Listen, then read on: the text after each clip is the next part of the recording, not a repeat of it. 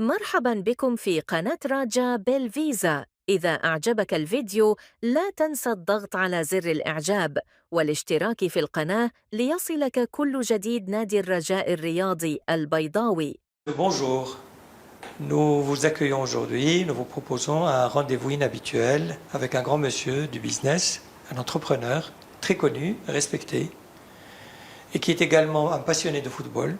Donc nous allons parler avec lui de football, et particulièrement d'un grand club marocain et un grand club continental, j'ai nommé le Raja de Casablanca. Notre invité, c'est M. Jawad Ziyet. Monsieur Ziyet a été président du Raja et nous allons lui parler de ce qui se passe aujourd'hui parce que le 7 juillet prochain, il y aura une assemblée générale ordinaire et une assemblée générale élective qui sont appelées d'une part à valider un projet vital pour le Raja qui est le partenariat avec Marsa Maroc pour activer la société sportive du Raja, et deuxièmement, il y aura l'élection d'un nouveau président. Peut-être que ce système va donner au Raja la stabilité, d'une part, la stabilité de la gouvernance, et d'autre part, les moyens financiers qui lui ont manqué à cause de différentes crises et de différentes péripéties.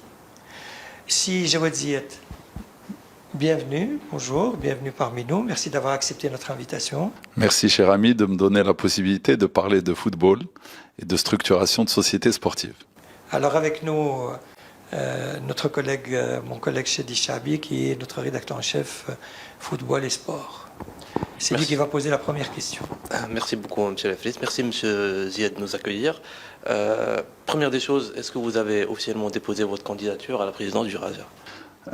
Nous prévoyons de déposer aujourd'hui à 13 h. Nous sommes le jeudi 26 juin, et donc nous déposons à 13 h officiellement notre candidature.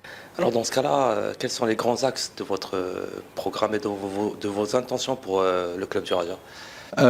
Aujourd'hui, on peut dire que le club du Raja souffre d'une instabilité financière qui engendre une instabilité de gouvernance. Le Raja, à l'instar de beaucoup d'autres clubs marocains, est géré principalement par l'association sportive. La loi 3009, qui est en vigueur depuis plusieurs années, a imposé au club de créer une société anonyme. Force est de constater que ces sociétés anonymes ne sont pas activées. Et donc elles existent, mais elles ne fonctionnent pas.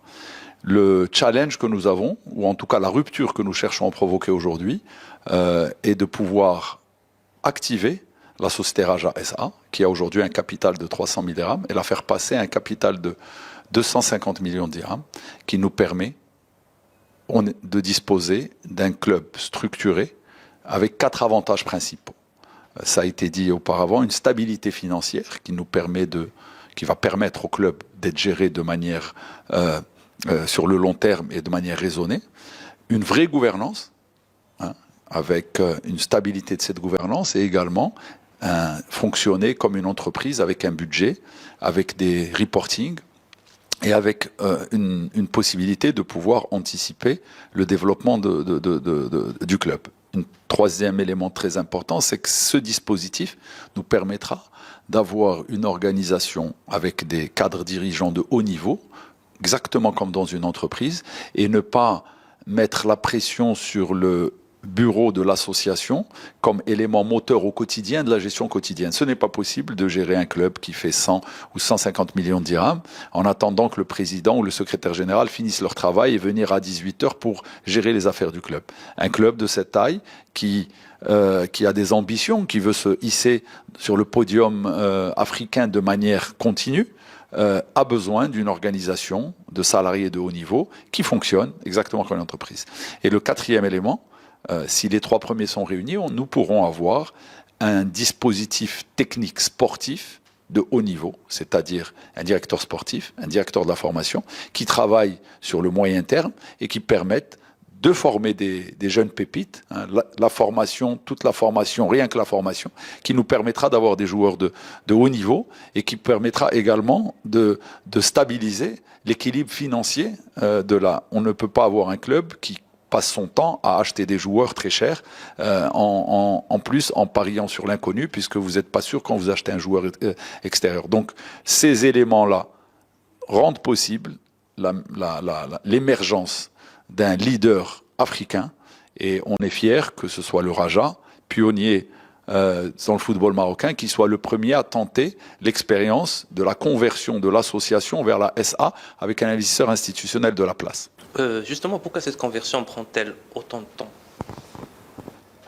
Ça prend du temps puisque, à mon avis, il y a besoin de 2 ou 3 éléments fondamentaux. Le premier, il faut trouver des investisseurs qui veulent s'investir dans le foot.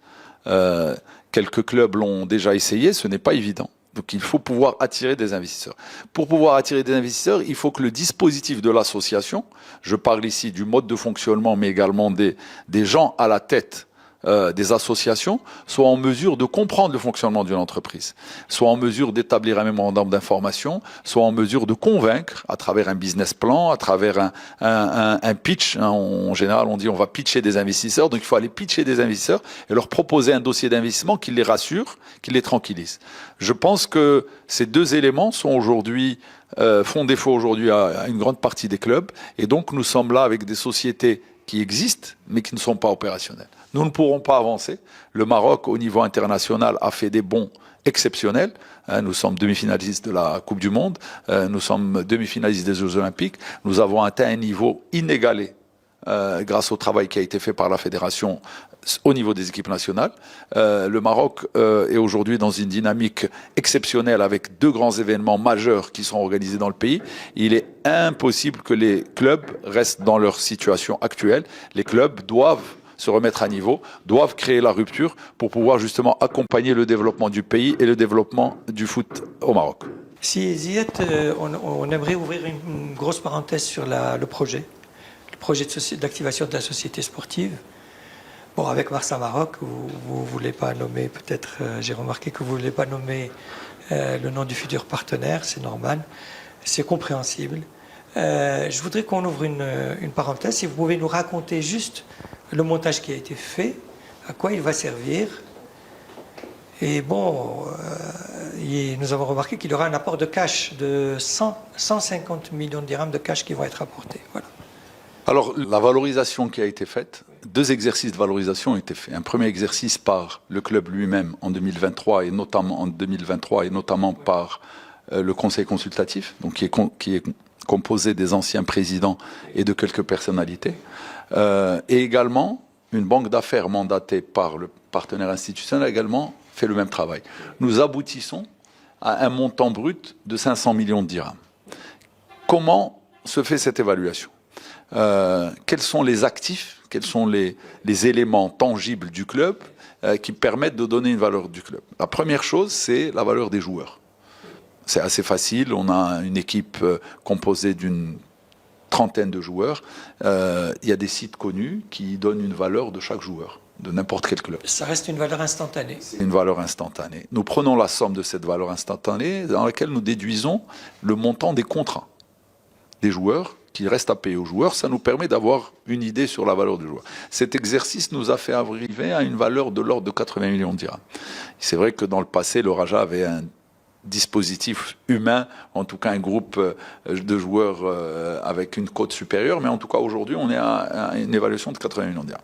Deuxième élément très important, on appelle ça le goodwill, ou la notoriété, ou la valeur de la marque. Et en général, ça se comptabilise en chiffre d'affaires annuel. Une très grande marque, on va aller prendre 2 ou 3 ans de chiffre d'affaires annuel. Une marque moyenne, on va prendre peut-être 6 mois. On a abouti avec les évaluations qui ont été faites sur un ratio de 2 ans.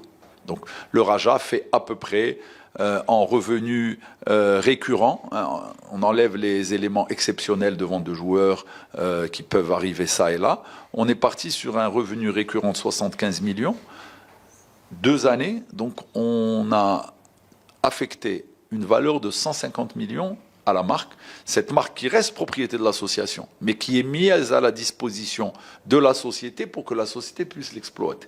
C'est comme quand vous avez des opérations de co-branding entre 2 marques qui vont, une marque de voiture, une marque de luxe, qui vont faire des opérations de co-branding, ça existe. Ici, nous mettons à la disposition de la société, la marque Raja, avec une valeur de 150 millions de dirhams. Et puis, il y a l'académie, plus quelques actifs dont est propriétaire le Raja, un appartement, des biens d'équipement et autres. Donc cet actif-là tangible et lié à la partie immobilière a été valorisé à 280 millions. Quand nous ajoutons ces trois valeurs, nous trouvons une valeur de 510 millions. C'est une valeur qui est brute. Nous devons déduire de cette valeur-là la dette, puisqu'on sait que l'un des problèmes majeurs du Raja, c'est l'endettement récurrent. Donc si nous déduisons les 130 millions de dette, nous aboutissons à une valeur de 380 millions de dirhams en valeur nette.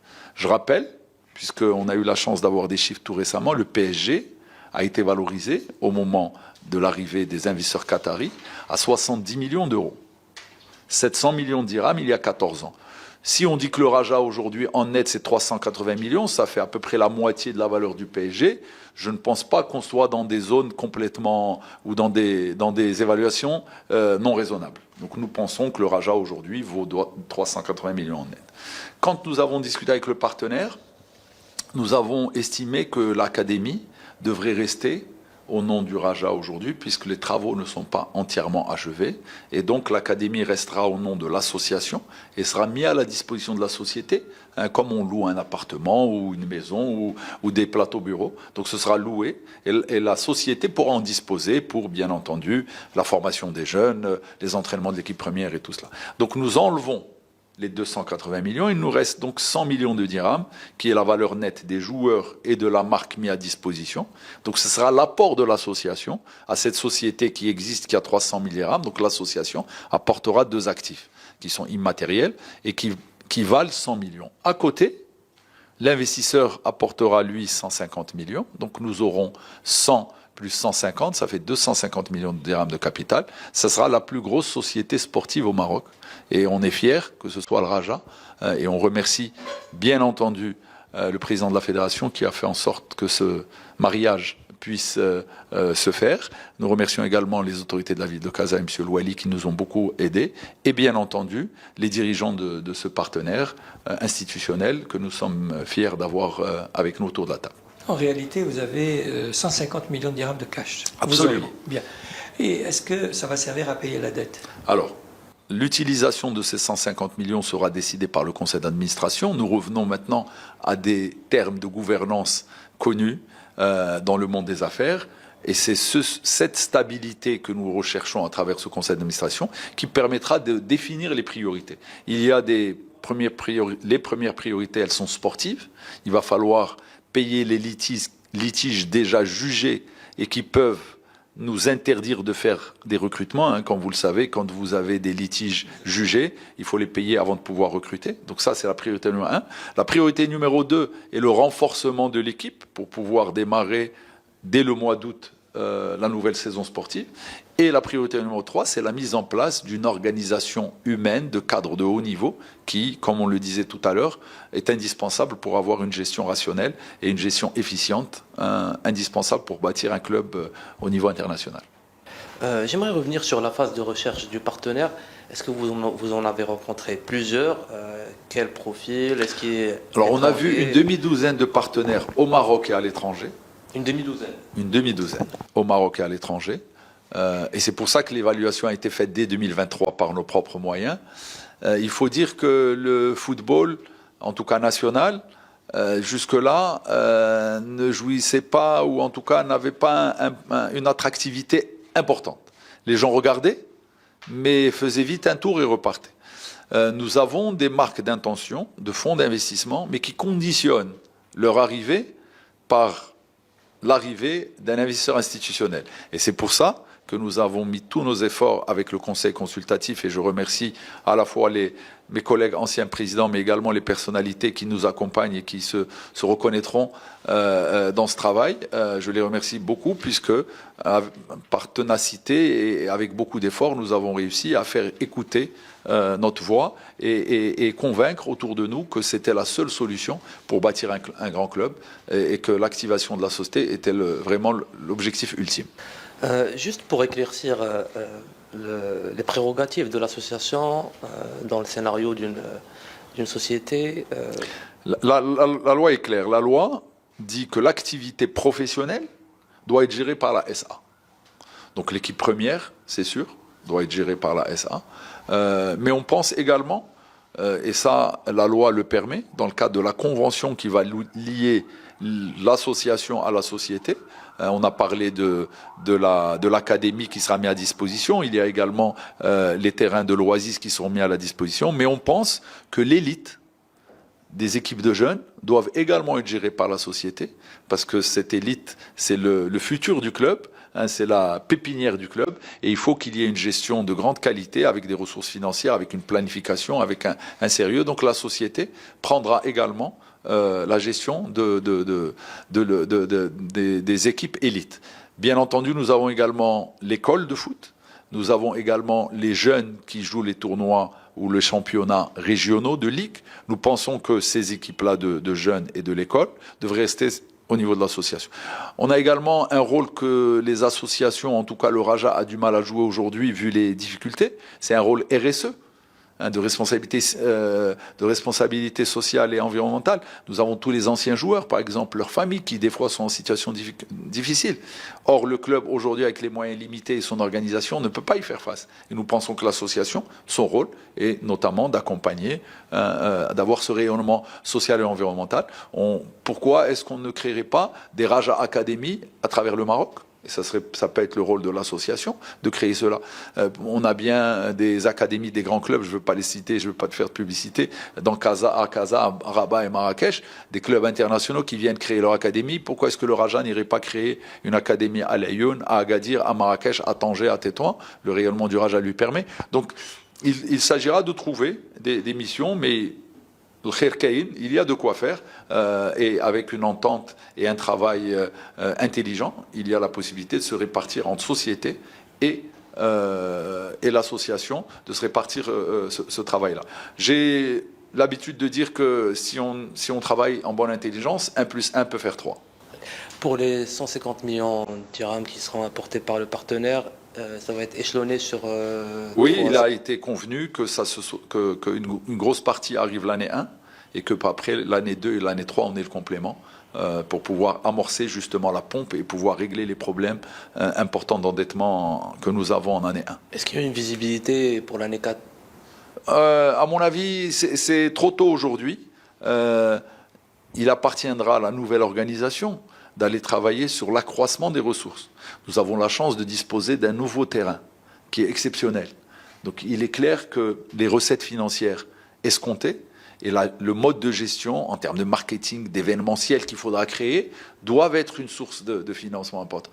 On ne pourra pas, dans un dispositif d'association, gérer ces beaux terrains et cette belle infrastructure qui est en cours de développement au Maroc.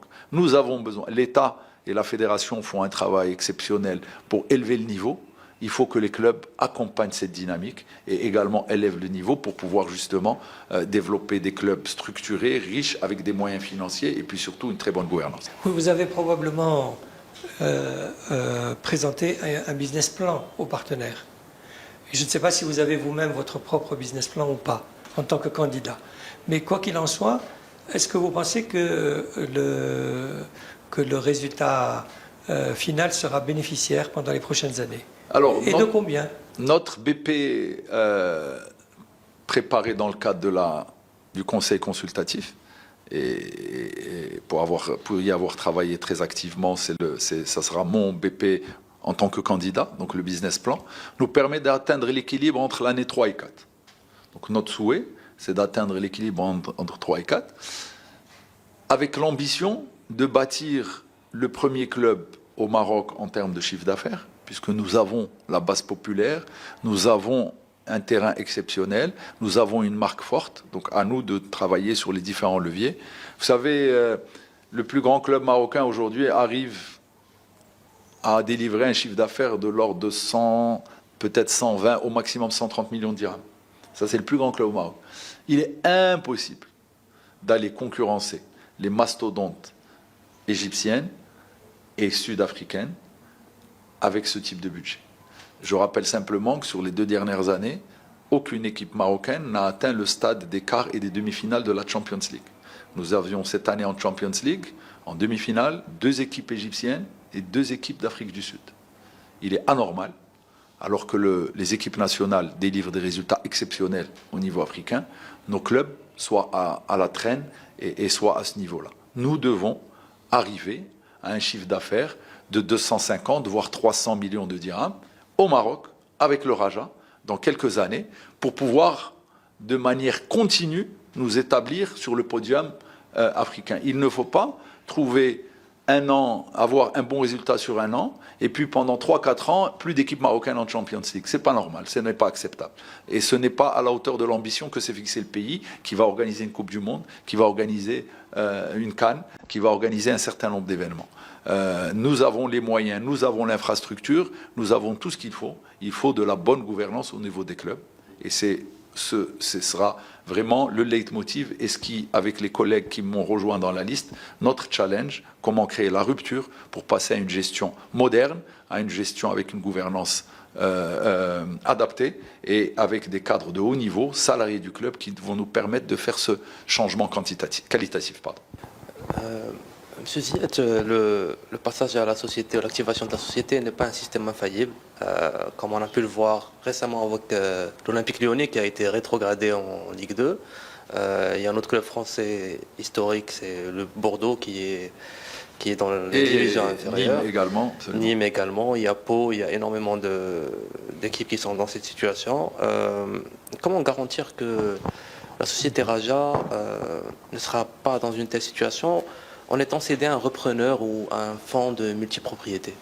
Je pense que la loi qui existe au Maroc a été bien pensée, puisqu'il est exigé que l'association garde 34% du capital. Donc un droit une minorité de blocage. Ça veut dire que les adhérents, puisque vous savez que dans notre système, aujourd'hui, les plus grands clubs ont peut-être 150 adhérents, et que dans certains clubs, on est à 30 adhérents, à 40 adhérents. Donc, malheureusement, la base élective n'est pas très importante, et là aussi, c'est une des causes de l'instabilité. En tout cas, il appartient aux adhérents de mettre en place un bureau de qualité qui va pouvoir siéger au niveau du conseil d'administration, qui va devoir signer le pacte d'actionnaires, l'ensemble des documents juridiques de fonctionnement de la société pour que toutes les décisions soient prises de manière raisonnée et sensée. Nous avons la chance, et c'est une vraie chance, d'avoir convaincu un institutionnel de grande qualité qui connaît le club depuis 40 ans, qui connaît un développement économique et financier très important, qui est l'une des plus grandes capitalisations boursières. Je pense que vous et moi, nous serons partis de cette ère et cette institution, ainsi que le Raja, resteront et perdureront. Il appartient à l'ensemble des parties prenantes de définir un mode de fonctionnement qui soit sensé. Nous n'allons pas passer de 0 à 500 millions de dirhams en un an. Nous n'allons pas ramener Messi et Neymar l'année 1. Il s'agira de bâtir un business plan dans la durée en focalisant nos efforts sur la formation. Seule la formation permettra aux clubs marocains de rivaliser avec les plus grands d'Afrique. La formation, toute la formation avec la formation.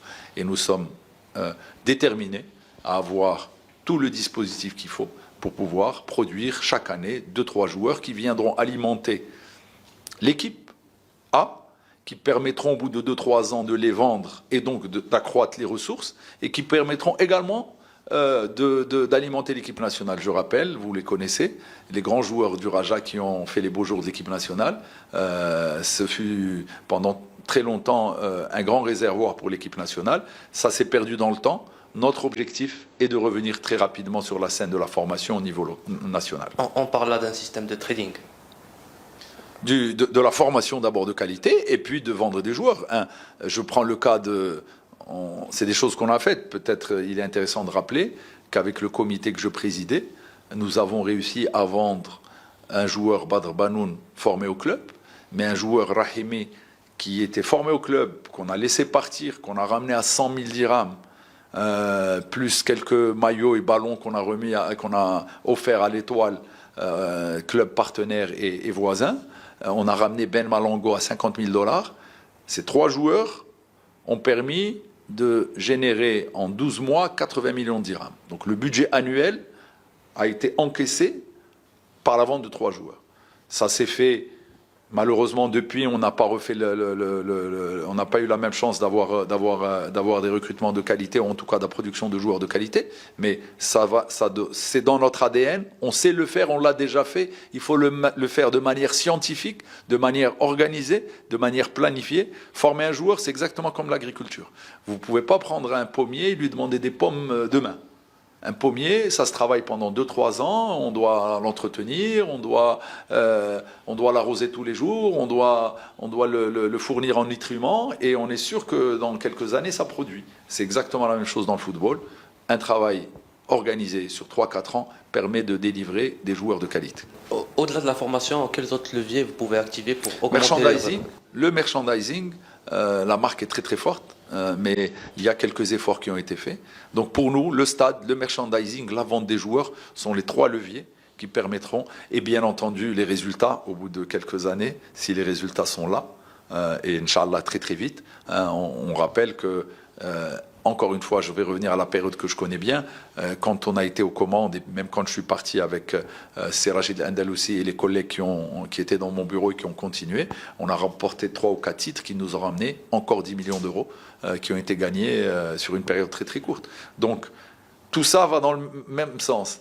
Une bonne équipe sportive, une bonne gestion, vous remplit le stade, vous permet d'attirer les sponsors, vous produit des jeunes joueurs et vous donne des résultats. Donc c'est vraiment, on va dire, c'est comme si on a un fleuve avec plein d'affluents, et quand tous les affluents se mettent à verser dans le fleuve, eh ben on a un très joli fleuve avec beaucoup d'argent. Justement, il y a un affluent qui est très important ailleurs, mais pas forcément au Maroc, c'est les droits TV. C'est un sujet en effet qui, je pense, qui va être amené à évoluer. C'est vrai qu'aujourd'hui, avec les recettes des droits TV, quand on voit ça pèse pour le Raja quelques pourcents dans les recettes, ce qui n'est pas le cas à l'étranger. Grosse mutation sur le problème de la distribution et vous le savez, hein, aujourd'hui, même en Europe, les chaînes qui gagnent les appels d'offres ont du mal derrière à payer ce qu'elles doivent payer aux ligues professionnelles. Il y a eu DAZN récemment, Mediapro. Et vous verrez qu'aujourd'hui, DAZN, qui est un nouveau modèle, hein, qui se veut être un modèle digital, facilement accessible sur le téléphone, gratuit aujourd'hui. Donc il y a une mutation, et on voit aujourd'hui que le seul pays qui tient la route aujourd'hui, et les revenus télé n'ont pas baissé, c'est l'Angleterre. En Espagne, chute des droits télé. En France, chute des droits télé. On le voit un peu partout. Seule l'Angleterre. Donc il va y avoir au niveau international, à mon avis, une redistribution des cartes, ou en tout cas de nouveaux modèles de distribution. Au Maroc, on espère que les droits télé augmentent. Mais je vous ai dit, on a des leviers aujourd'hui pour faire en sorte que les recettes du club s'améliorent. Si les droits TV augmentent, est-ce que la répartition doit être refaite? Parce que il y a des clubs populaires qui sont au même niveau que d'autres clubs. Oui, je pense que sur cet aspect-là, les choses vont évoluer, et il est normal qu'un club populaire qui gagne des titres ait des recettes supérieures. D'ailleurs, quand on voit l'accord qui avait été passé avec la région de Casablanca, du temps de C. Mustafa Bakouri, je l'en remercie, et même du temps du président actuel, nous avons mis en place un dispositif intéressant, avec un socle commun distribué à tous les clubs de première division et de deuxième division, mais derrière des incentives en fonction des résultats. Nous devons rentrer dans un système qui encourage la performance et qui permette à ceux qui font de bons résultats de toucher plus d'argent. Je voudrais vous poser une question concernant la gestion de la période de transition. Supposons le 7 juillet, vous êtes élu. Qu'est-ce que vous allez faire? Comment vous allez gérer la transition, sachant que des contrats ont été renouvelés, pas mal de choses ont déjà été engagées. Alors, est-ce que vous allez faire table rase? Est-ce que vous allez trier? Ou bien est-ce que vous allez faire la continuité? Non, je pense que dans toute bonne gestion, on assume la continuité, on assume la responsabilité, y compris ce qui a été fait avant. 4 priorités sont d'ores et déjà définies, et nous avons staffé notre équipe, ou en tout cas les personnes qui m'accompagnent dans la liste, sont déjà réparties pour gérer 4 priorités. Première priorité, c'est la priorité sportive. Nous devons démarrer la saison, donc il faut s'assurer que nous avons le dispositif qu'il faut en termes de joueurs. Dans cette priorité sportive, le recrutement d'un directeur sportif est la priorité numéro 1. Nous ne pouvons pas gérer un club. Je ne suis pas... J'aime le foot, j'ai joué au foot, mais je ne peux pas m'improviser directeur sportif. Donc il faut recruter tout de suite un directeur sportif. Donc Vous avez un nom en tête. et nous avons identifié quelques pistes dont je ne pourrais pas parler tout de suite, mais en tout cas, ça sera l'axe sportif. Donc dans le comité, nous savons d'ores et déjà qui va gérer cet axe sportif dès le 7 au soir. Pas le 8, mais dès le 7. Nous avons un deuxième axe qui est l'axe juridique. Pour parfaire le deal avec notre partenaire institutionnel, il y a un pacte d'actionnaires à signer, il y a une convention d'investissement à signer et il y a une convention qui lie le partenaire avec, ou plutôt la société anonyme avec l'association. C'est un travail compliqué pour lequel il faut de l'expérience et de la compétence. Donc j'espère que le Raja pourra finir le travail qui a été commencé par le conseil consultatif dans de bonnes conditions. Il y a un troisième axe, et on en a parlé tout à l'heure, c'est l'axe financier et comptable. C'est quoi les priorités? C'est quoi les dettes que nous allons... Toutes les dettes ne vont pas passer à la société. Nous avons par exemple des dettes qu'on appelle les anciens présidents qui ont prêté de l'argent ou d'autres adhérents qui ont prêté de l'argent. C'est une dette qui va rester au niveau de la société. Nous n'allons pas au niveau de l'association, nous n'allons pas la transférer. Donc, axe sportif, axe juridique, axe financier et comptable, et puis axe organisationnel. Nous avons parlé de recrutement d'un directeur sportif, d'un directeur général du club, d'un directeur financier, mise en place d'un organigramme, exactement comme quand vous développez un nouveau business. Donc il faut qu'une autre équipe ou une autre task force puisse travailler sur ce quatrième chantier. Voici les 4 chantiers qui sont la priorité des priorités. Notre objectif est que dès le mois d'août, voire le mois de septembre, la société soit réellement et effectivement opérationnelle. Qui présiderait la société anonyme? Dans le deal que nous avons aujourd'hui sur la table, le conseil d'administration est composé de 10 administrateurs. Raja Association en propose 4, issus du bureau qui sera élu. Le partenaire en proposera 6.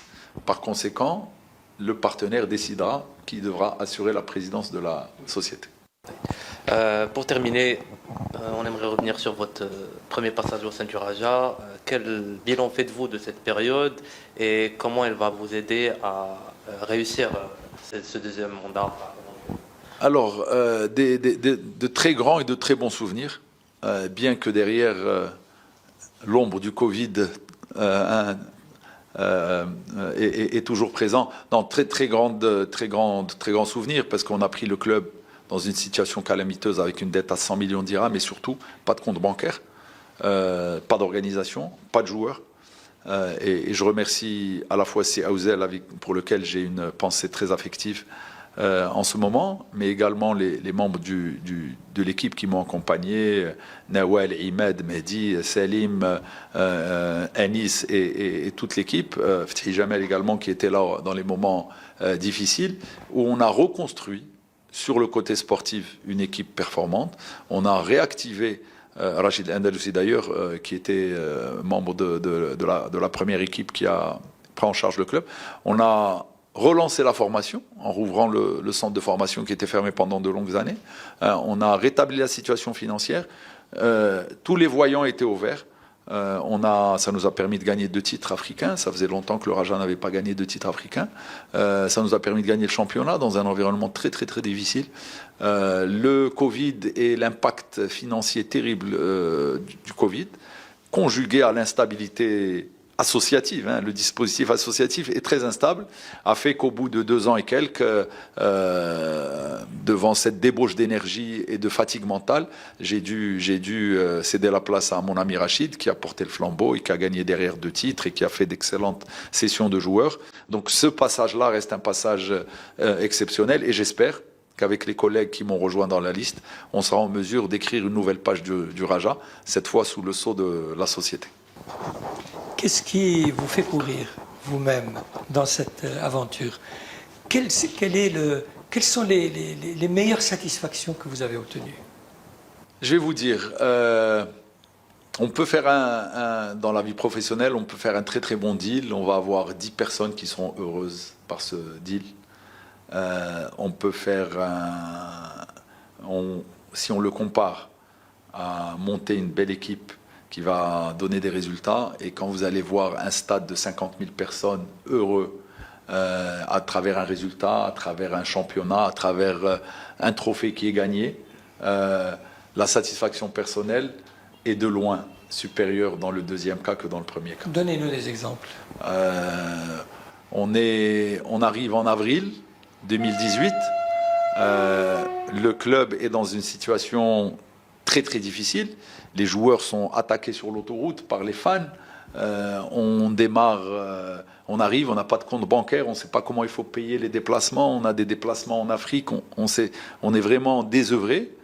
On est en avril. 7 mois après, on est en décembre. 45 000 spectateurs, finale de la Coupe d'Afrique. Et vous avez une victoire de 3-0. Et les gens sortent du stade en chantant, ils sont très contents. Et zéro casse, zéro problème à l'extérieur. Tout se passe très très bien. En rentrant le soir avec les collègues, on est tous très contents d'avoir participé à donner du bonheur. On joue un match retour 15 jours après en Afrique dans des conditions épouvantables. On gagne malgré toutes ces difficultés. Et vous recevez un message de Sa Majesté le Roi qui est très heureux de ces résultats. C'est le Nirvana. Et ça peut faire courir les gens, ça peut nous faire lever très tôt le matin, ça nous motive pour dépenser du temps, de l'énergie et de l'argent au détriment de notre famille, au détriment de notre vie professionnelle. Mais on le fait pour le Maroc, on le fait pour la jeunesse, on le fait pour le pays. Merci beaucoup, Siziet, pour ce moment, ces explications. Et je termine en disant bonne chance au Raja.